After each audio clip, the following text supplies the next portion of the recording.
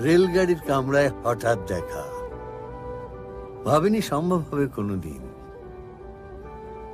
আগে ওকে বারবার দেখেছি লাল রঙের শাড়িতে ডালিম ফুলের মতো রাঙা, আজ পরেছে কালো রেশমের কাপড়, আঁচল তুলেছে মাথায়, দোলন চাপার মতো চিকন গোর মুখখানি ঘিরে।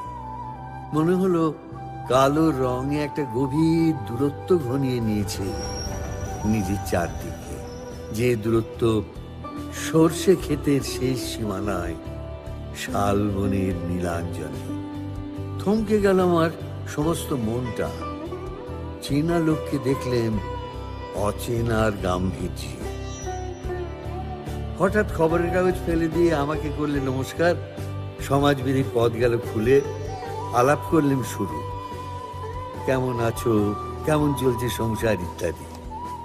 সে রইল জানলার বাইরের দিকে চেয়ে, যেন কাছের দিনের ছোঁয়াচ পার হওয়া চাহনিতে। দিলে অত্যন্ত ছোট দুটো একটা জবাব, কোনোটা বা দিলেই না। বুঝিয়ে দিলে হাতের অস্থিরতায় কেন এসব কথা। আমি ছিলাম অন্য বেঞ্চিতে ওর সাথীদের সঙ্গে। একসময় আঙুল নেড়ে জানালে কাছে আসতে, মনে হলো কম সাহস নয়। বসলুম ওর এক বেঞ্চিতে। গাড়ির আওয়াজের আড়ালে বললে মৃদুস্বরে, কিছু মনে করো না, সময় কোথা সময় নষ্ট করবার। আমাকে নামতে হবে পরের স্টেশনেই, দূরে যাবে তুমি, দেখা হবে না আর কোনোদিনই।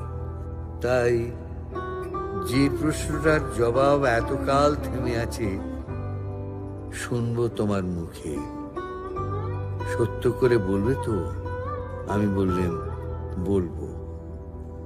বাইরের আকাশের দিকে তাকিয়ে শুধুলো, আমাদের গেছে যে দিন,